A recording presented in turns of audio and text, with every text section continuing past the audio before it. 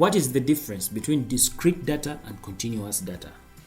In this session, I'll use 3 illustrations to describe the difference between discrete data and continuous data.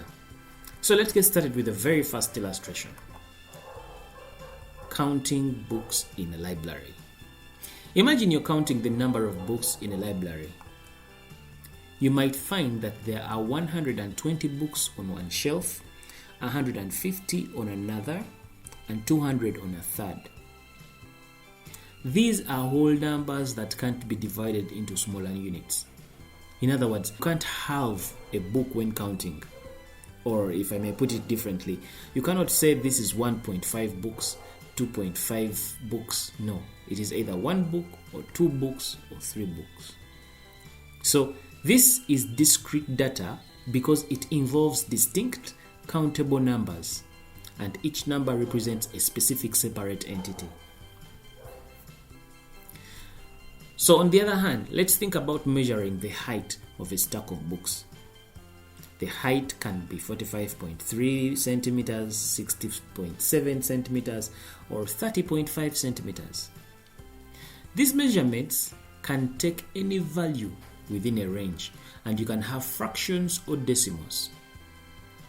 So because you can have fractions or decimals, this is considered continuous data.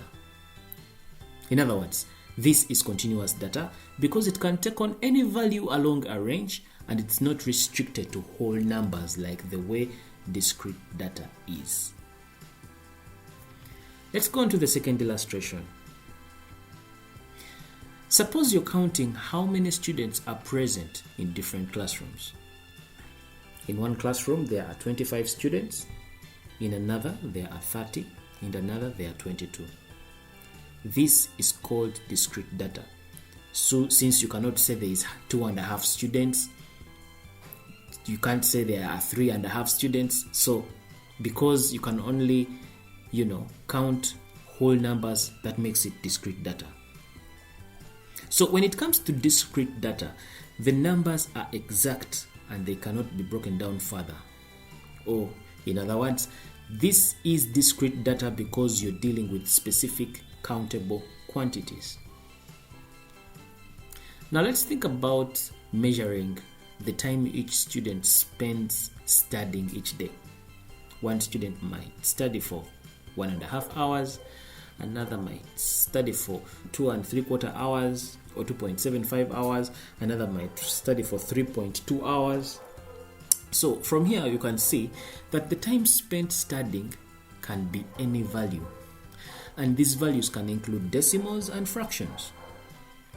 Because this kind of data can take on any value within a range, we call it continuous data.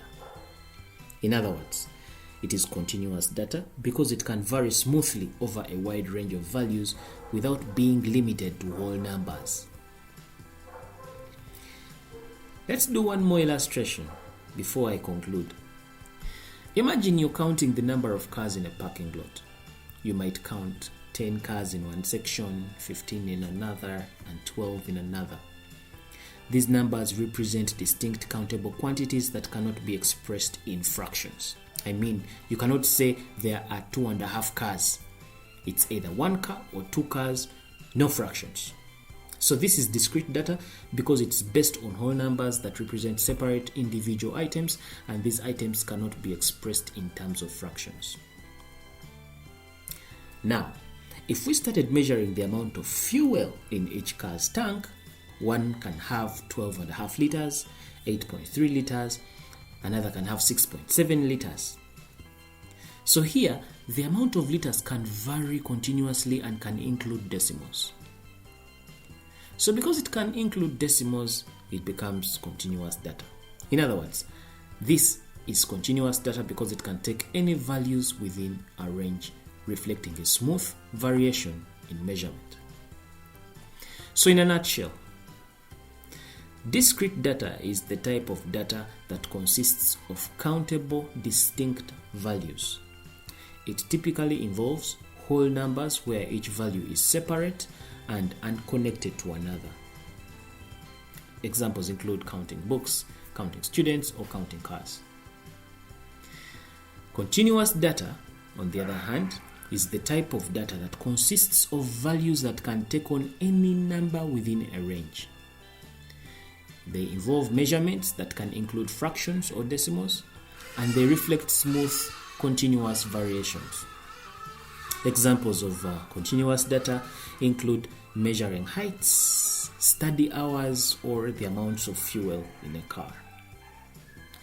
So understanding whether data is discrete or continuous helps in choosing the right methods for analysis and making accurate interpretations. Thank you for watching.